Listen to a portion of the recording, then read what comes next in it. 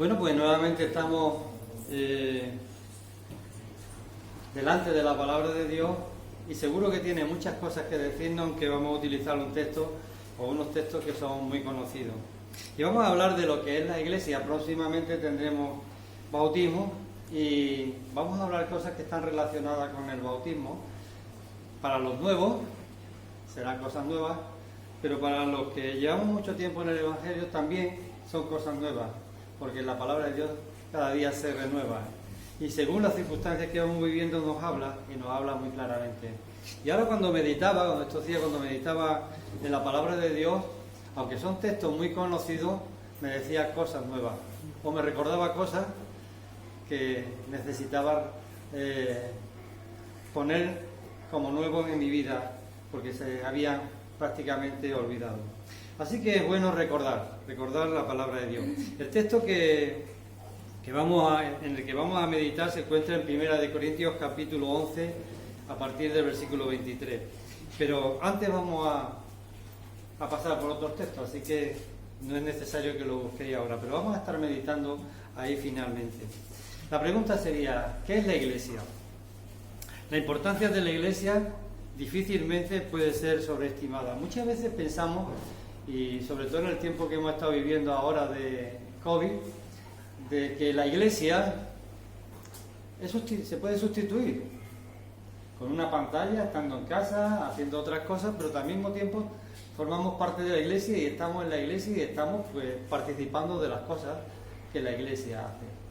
Y realmente eso no es la iglesia es mucho más. La iglesia es la que Dios compró con la sangre de su propio Hijo. En Hechos, capítulo 20, versículo 28, podéis buscarlo. Hechos 20, 28.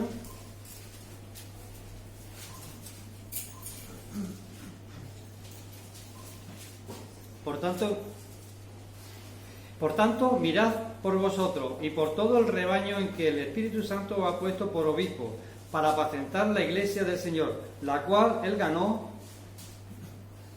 por su propia sangre. En Efesios, capítulo 5,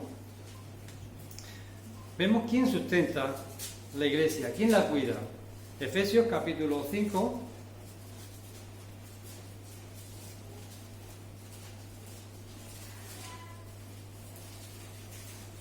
versículo 25, si alguien lo tiene puede leerlo libremente. 5, 25 hasta el 29. Marido, amad a vuestras mujeres. ¿No? Sí. Marido, amad a vuestras mujeres, así como Cristo amó a la iglesia, se entregó a sí mismo por ella, para santificarla, habiéndola purificado en el lavamiento del agua por la palabra, a fin de presentársela a sí mismo una iglesia gloriosa, que no tuviera mancha ni arruga ni cosa semejante, sino que fuese santa y sin mancha. Así también los maridos deben amar a sus mujeres como a su mismo cuerpo. El que ama a su mujer, a sí mismo se ama, porque nadie arrancó jamás a su propia carne, sino que la sustenta y la cuida, como también Cristo a la iglesia. Hasta ahí. Sí, versículo 29 como ha leído, porque nadie aborreció jamás a su propia carne, sino que la sustenta y cuida, como también Cristo a la iglesia. Así que la iglesia es sumamente importante. Es el diseño que Dios ha puesto. ¿Y quiénes somos la iglesia? La iglesia somos nosotros. Todos y cada uno de los que hemos sido lavados por la sangre de Cristo. Todos los que hemos nacido de nuevo. Todos los que tenemos ahora una nueva identidad. Y nuestro apellido ahora ya no es el que teníamos, ahora es cristiano, porque seguimos a Cristo. Así que la iglesia es el cuerpo de Cristo. Y como cuerpo no puede estar la mano en San Juan, el pie en Ajaraque, tiene que estar unido. El cuerpo tiene que estar unido. Así que Dios edificó su iglesia. Mateo,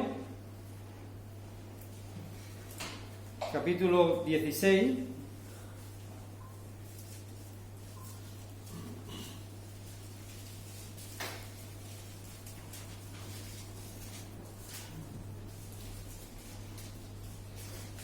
Versículo 18. Y yo también te digo que tú eres Pedro, y sobre esta roca edificaré mi iglesia, y las puertas del Hades no prevalecerán contra ella. ¿Quién dice eso? El propio Jesús. Así que vemos la importancia que tiene la Iglesia.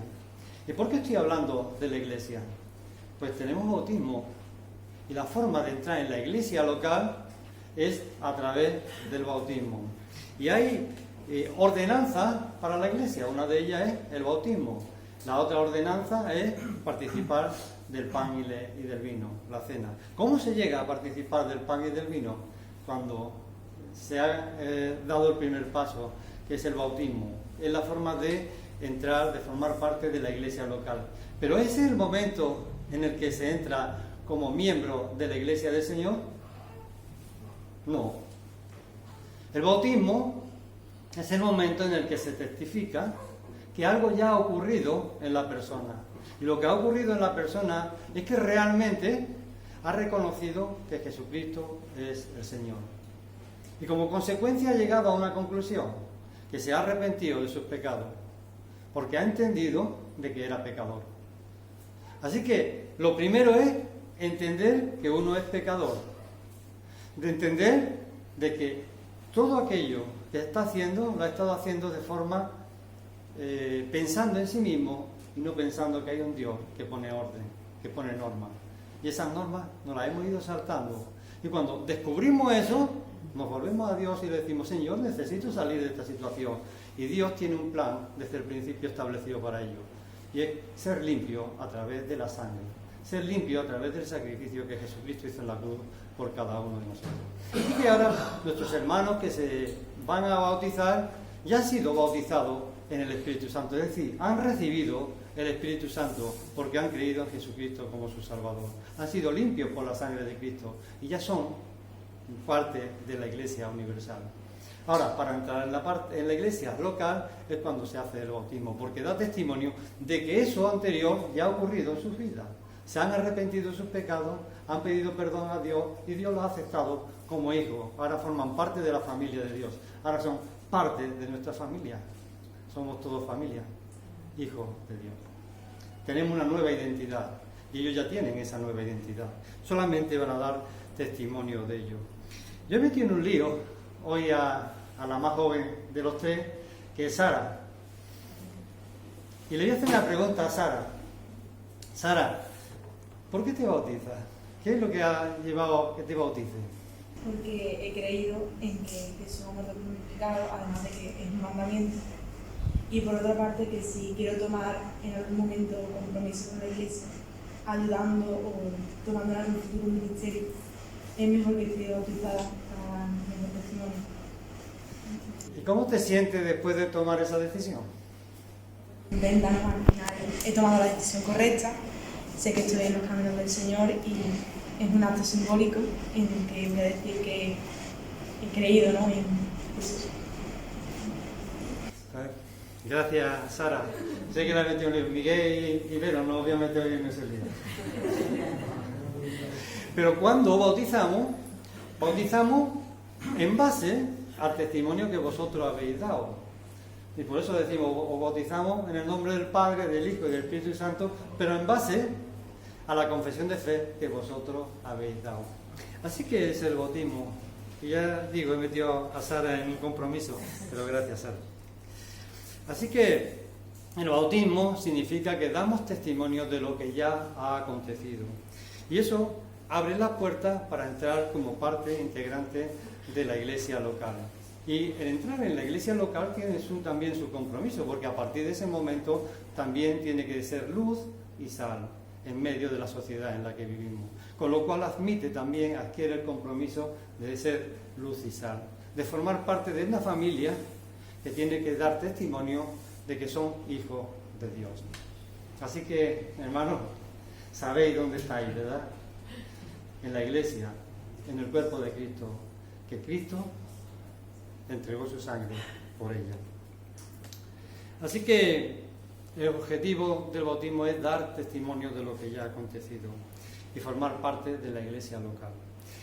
Ahora, la primera parte decíamos que una de las ordenanzas era el bautismo, pero eso abre las puertas a que la próxima vez, cuando ya después de bautizarse estéis, que os bautizaréis un sábado si Dios quiere, pues el domingo siguiente pues estaremos en el culto. Y en el culto pues podréis ya participar del pan y del vino. Por eso vamos a hablar de la importancia que tiene participar en la cena del Señor. Hay una iglesia que lo estaba haciendo muy mal. Hay una iglesia en la que estaba saltándose las razones, el por qué se había establecido la cena del Señor. Y Pablo tiene que escribir y corregir muchas cosas de las que estaban aconteciendo allí.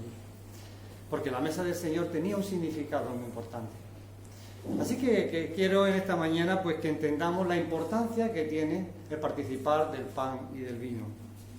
Así que ahora sí, vamos a irnos a 1 de Corintios capítulo 11.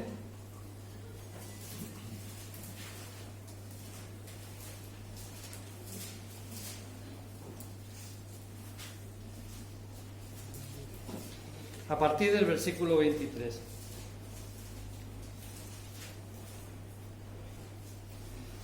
Como decía antes, es un texto que lo leemos todos los domingos. Si no en 1 de Corintios, lo leemos en cualquiera de los evangelios. Pero el hecho de que lo leamos mucho no implica de que entendamos claramente el significado que tiene. De hecho, también lo habían escuchado muchas veces en Corintios, pero lo estaban haciendo mal. No queremos que sea una iglesia en la que participamos del pan y del vino de cualquier manera. ¿Por qué? Porque trae consecuencias. Y a la iglesia de Corinto le trajo consecuencias el estar participando de cualquier manera, no dándole la importancia que tenía el participar del pan y del vino. Dice el texto: porque yo recibí del Señor lo que también os he enseñado, que el Señor Jesús, la noche que fue entregado, tomó pan, y habiendo dado gracias, lo partió y dijo: tomad, comed, esto es mi cuerpo, que por vosotros es partido, haced esto en memoria de mí. Asimismo tomó también la copa, después de haber cenado, diciendo: esta copa es el nuevo pacto en mi sangre, haced esto todas las veces que la bebiereis en memoria de mí. Así pues, todas las veces que comiereis este pan y bebiereis esta copa, la muerte del Señor anunciáis hasta que Él venga. De manera que cualquiera que comiere este pan o bebiere esta copa del Señor indignamente será culpado del cuerpo y de la sangre del Señor. Por tanto, pruébese cada uno a sí mismo y coma así del pan y beba de la copa. Porque el que come y bebe indignamente sin discernir el cuerpo del Señor, juicio come y bebe para sí. Por lo cual hay muchos enfermos y debilitados entre vosotros, y muchos duermen. Vemos que el texto habla claramente de que estaba marcando pautas, corrigiendo cosas que se estaban haciendo mal en Corintios. Así que, ¿por qué? Porque yo recibí del Señor lo que había enseñado. Vemos la autoridad de Pablo. Pablo dice que había recibido del propio Señor lo que le estaba enseñando.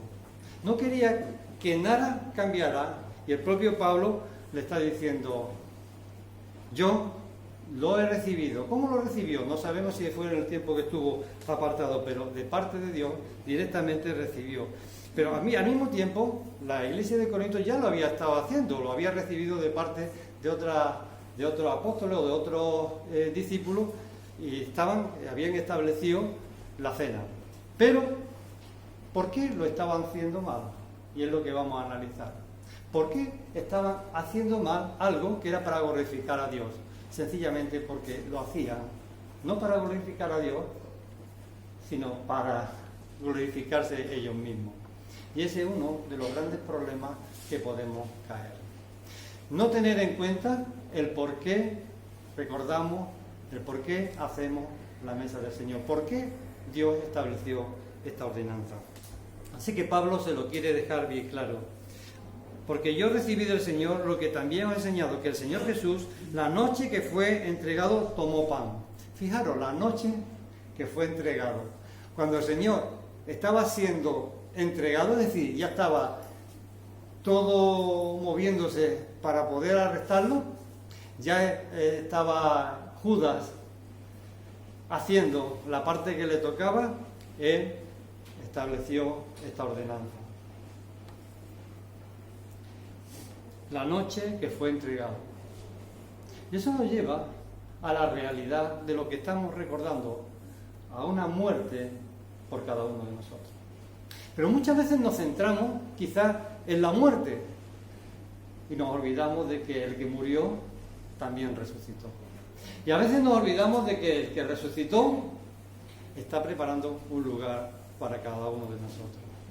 En definitiva, ponemos muchas veces la vista en todo, la parafernalia, todo lo que es la parte que nosotros estamos haciendo aquí y nos olvidamos a quién se lo estamos haciendo y por qué lo estamos haciendo. Lo importante es Jesús. Lo importante es que el Hijo de Dios se encarnó y vino a este mundo y hizo todo eso para que nosotros pudiéramos ser aptos de estar en la presencia de Dios para toda la eternidad. Restablecer la situación que teníamos en Génesis, delante de la presencia de Dios, sin avergonzarnos. Así que tenemos que centrarnos en qué estamos haciendo. Centrarnos en que el sacrificio que Jesucristo hizo en la cruz nos capacita, porque ya nos ha hecho y nos ha dado un paso, que es que hemos recibido el Espíritu Santo, y el Espíritu Santo nos tiene que ayudar a entender todo lo que está aconteciendo y al mismo tiempo nos tiene que ayudar a glorificar al nombre de nuestro Señor Jesucristo. Así que cuando venimos a la mesa, cuando venimos a la cena del Señor, tenemos que venir recordando todo lo que hizo Jesucristo por cada uno de nosotros, pero que el Espíritu Santo tiene que estar obrando en nosotros para que entendamos todo lo que aconteció con la fuerza que ocurrió. El Hijo de Dios muriendo en una cruz, por ti y por mí, que somos como somos y cada uno de nosotros nos conocemos mejor que nadie. El Hijo de Dios, Dios mismo, encarnado. Así que tenemos que darle importancia. Por eso nos dice el Señor, recordar. ¿Qué tenemos que recordar? A Jesús y su obra, su muerte, su resurrección, lo que está haciendo por cada uno de nosotros. Fijaros cómo se celebra, cómo se estaba celebrando allí. Pablo dice, yo lo recibí de parte de Dios. Si vamos a Gálatas capítulo 1, versículos 11 y 12, ¿puede leerlo alguien?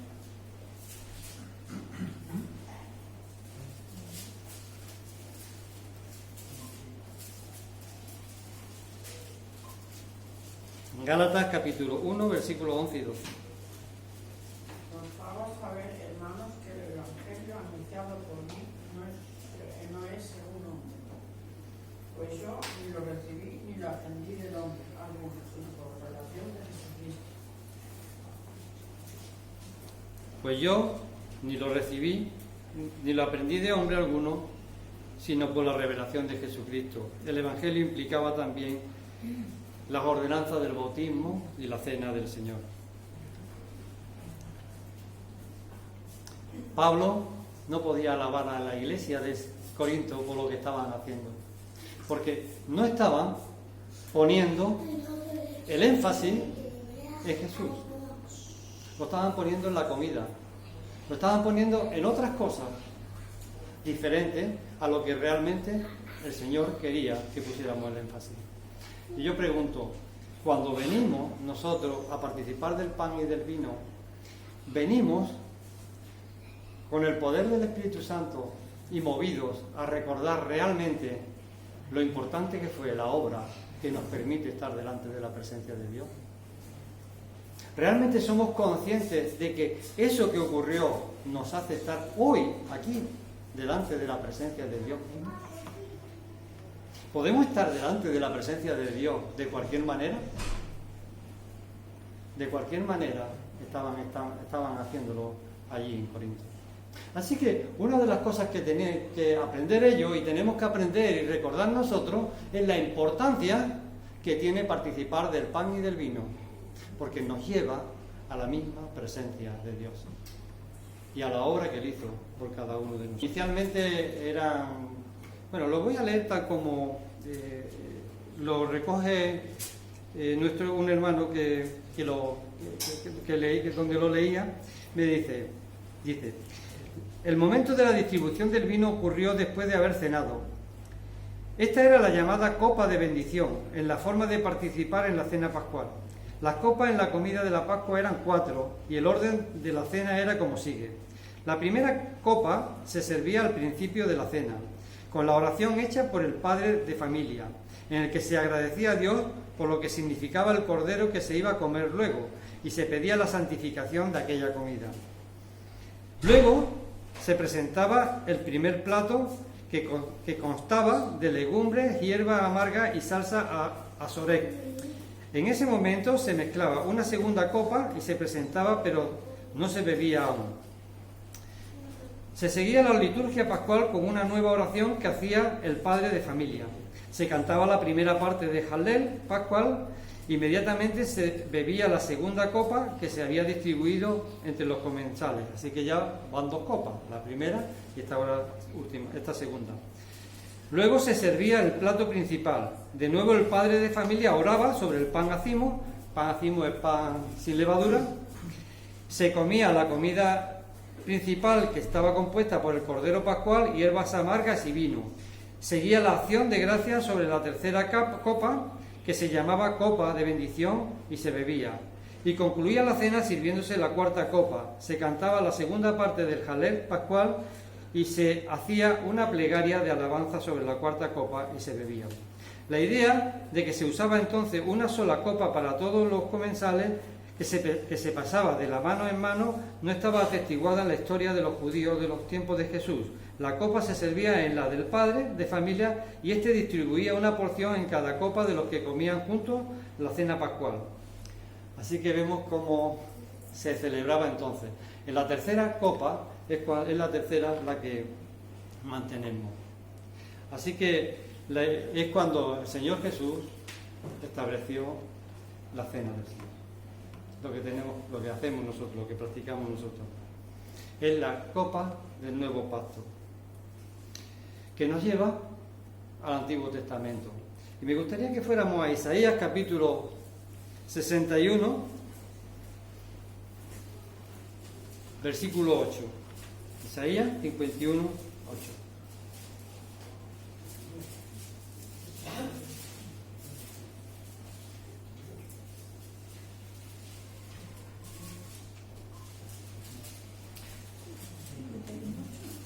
Perdón, Isaías 61, 8, sí. Perdón, 61, ¿qué dice 51?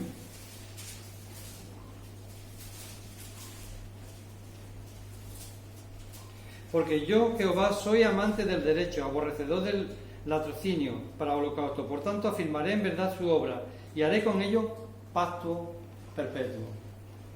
Es el pacto perpetuo. El nuevo pacto que nuestro Señor Jesucristo firmó con su sangre en la cruz. El que nos da garantía de que somos hijos de Dios. El que nos da garantía de que estaremos en su presencia para toda la eternidad. También se encuentra en Jeremías, capítulo 31. Jeremías, capítulo 31. Versículos del 31 al 34. He aquí vienen días, dice Jehová, en los cuales haré nuevo pacto con la casa de Israel y con la casa de Judá. No como el pacto que hice con sus padres el día que tomé su mano para sacarlos de la tierra de Egipto, porque ellos invalidaron mi pacto, aunque fui yo un marido para ellos, dice Jehová.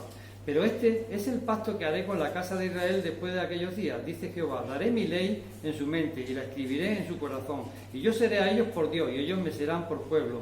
Y no enseñará más ninguno a su prójimo, ni ninguno a su hermano, diciendo, conoce a Jehová, porque todos me conocerán, desde el más pequeño de ellos hasta el más grande, dice Jehová. Porque perdonaré la maldad de ellos y no me acordaré más de su pecado. Ese es el pacto que firmó Jesús con su sangre. Fijaros la importancia que tiene el que participemos del pan y del vino. Tenía mucho que contar de esto, pero creo que es más importante que lo reflexionemos. Que cada uno de nosotros seamos conscientes de que el estar delante de la presencia de Dios, aunque no lo veamos, implica de que su Hijo Jesucristo, al que sí vieron, porque entró en la historia y lo vieron morir en una cruz, sufrir para llegar a esa cruz, lo vieron resucitado y les dijo que le estaba preparando un lugar para que cuando él volviera pudiera llevárselo. ¿A quién estaba hablando? A ellos y a nosotros que hemos sido limpios por su sangre. Así que, hermanos, los que os bautizáis, habéis entrado en la familia de Dios. Ahora solamente vais a dar testimonio de que eso es una realidad. Pero tenemos todo como iglesia que recordar la importancia que tiene ser familia de Dios. Porque nuestro Señor Jesucristo hizo todo esto para su gloria. Y nosotros tenemos, ahora que somos sus hijos, que glorificar su nombre. En memoria de mí, dicen los textos que hemos leído. En memoria de mí. El Señor Jesús quiere que le recordemos a Él, porque recordándole a Él tal como es, nos llevará a ser semejantes a Él, si el Espíritu Santo es el que controla realmente nuestras vidas. El Señor quiere que nosotros nos podamos glorificar en su presencia, le podamos glorificar cuando estamos en su presencia. Y la única forma de glorificar a Dios es santificándonos, es quitando de nuestra vida todas aquellas cosas que puedan estorbar. El texto, y esto no lo quería dejar atrás, también dice las consecuencias que le trajo a la iglesia de Corinto el participar indignamente de la mesa del Señor. Y muchas veces pensamos que cuando venimos a participar del pan y del vino, si en el camino de vuelta aquí yo he tenido una discusión con Pepi, bueno, pues ya no voy a participar del pan y del vino. Y buscamos cualquier excusa para no participar del pan y del vino porque creemos que eso es lo que dice el texto. Y el texto no dice eso. El texto dice que si hay algo en tu vida que pueda estar estorbando la relación con Dios, es el momento en el que lo reflexiones y que te aproveches precisamente de la obra de la cruz. Es decir, que te arrepientas en ese mismo momento delante de la presencia de Dios, pidas perdón y estés en dignidad para poder participar del pan y del vino. Así que el texto no está diciendo de que no participes del pan y del vino, sino dice que no participes del pan y del vino si lo vas a hacer indignamente. Y hacerlo indignamente implica de que no has reconocido tu pecado delante de la presencia de Dios. Pero si lo reconoces y pides perdón, dignamente lo estás haciendo. Y el pueblo, Corinto, estaba tomando del pan y del vino como si de una fiesta se tratara, sin tener en cuenta la obra de Cristo. Cuando nosotros, sabiendo de que somos pecadores, ahí reflexionando y decimos, Señor, quiero que tú pongas orden en mi vida. Quiero que tú entres y me muestres qué es. Dentro está a través del Espíritu Santo, pero que tú entres en lo profundo de mi ser y me digas realmente qué es lo que estorba mi relación contigo y qué tengo que quitar y qué tengo que dejar. Eso es lo que quiere Dios, que reflexionemos, que andemos en santidad, que quitemos todas aquellas cosas que puedan estorbar nuestra relación con Él. No que nos pongamos en la última silla y dejemos de participar del pan y del vino por cualquier cosa que haya pasado ese día. No. Significa que reflexionemos, que pongamos ese problema delante de la presencia de Dios, que le demos solución si tiene solución el problema, o que nos comprometamos a solucionarlo si tiene solución el problema, pero que estemos arrepentidos. Y sabéis lo que significa arrepentirse: estar arrepentido delante de la presencia de Dios de aquello que haya ofendido su santo nombre. Así que, hermanos, no dejéis de participar del vino por cosas que podéis arreglar delante de la presencia de Dios. Cada uno sabe su situación y el Espíritu Santo nos va a entender a cada uno de nosotros nuestra situación. No tenemos excusas. Lo que tenemos que ser es valientes, ir a la presencia de Dios y decir, Señor, esta es mi situación, arréglala. Yo quiero, Señor, seguirte. Quiero bendecir tu nombre. Quiero glorificarte.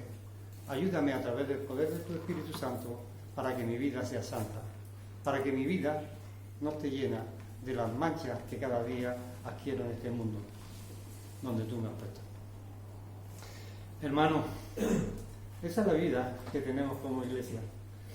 Os vais a encontrar a muchos de los hermanos que somos deficientes en muchas ocasiones, que fallamos muchas veces, pero que tenemos a un Dios al que vamos y le pedimos perdón y nos restaura. la grandeza de lo que participamos. Para participar del pan y del vino es necesario reflexionar, ir a la presencia de Dios y decir: Señor, quiero hacerlo dignamente. Esto y esto me hacen indigno. Perdóname, Señor. Perdóname, Señor.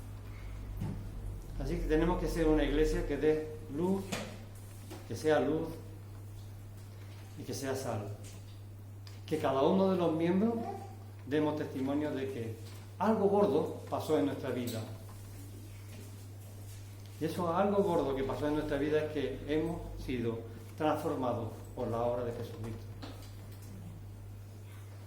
Por el poder del Espíritu Santo hemos sacado de nuestra vida todas aquellas cosas que estorbaban nuestra relación con Dios.